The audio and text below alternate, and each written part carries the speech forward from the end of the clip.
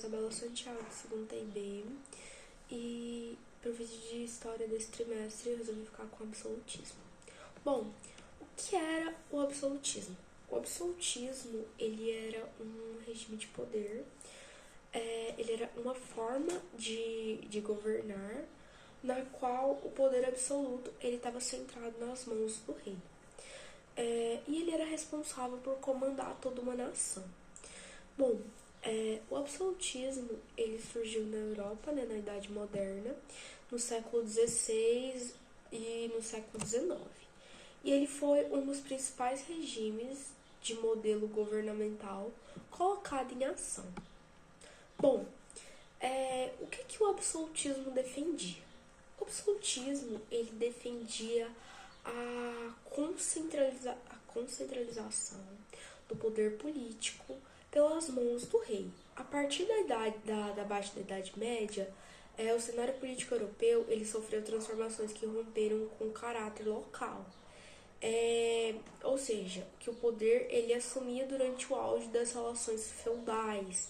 Então, o absolutismo ele teve, de certa forma, mais início por conta do cenário que estava o poder político no momento.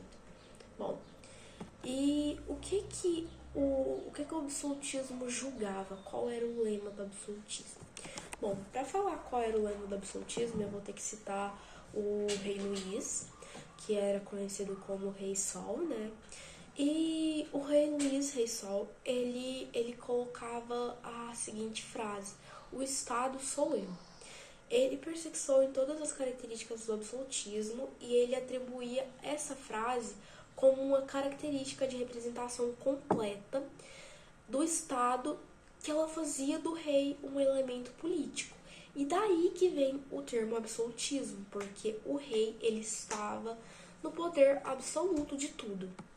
E agora eu vou citar as 5 características principais do absolutismo e em que ela se concentrava. Bom, a principal característica do absolutismo era a concentração ilimitada, gente, ela era ilimitada, do poder político nas mãos dos monarcas. Ou seja, gente, não tinha assim, um ponto, não tinha assim, nossa, você tem esse limite. Não, ela era ilimitada, eles podiam fazer o que quisessem, leis do que quisessem.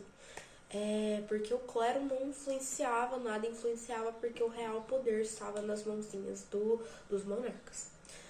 A segunda característica do absolutismo era que os monarcas eles tinham autonomia para interferir em assuntos religiosos, igual eu comentei na primeira característica. O clero ele não tinha que falar nada. Os reis podiam interferir da forma que quisessem e assim mudar o que quisessem, porque não tinha nada a ver. A terceira característica do absolutismo era a instituição de leis e decisões exercidas sobre controle monárquico. Ou seja, de certa forma, as leis tinham que ser executadas sobre um controle da monarquia, gente. Então, era isso.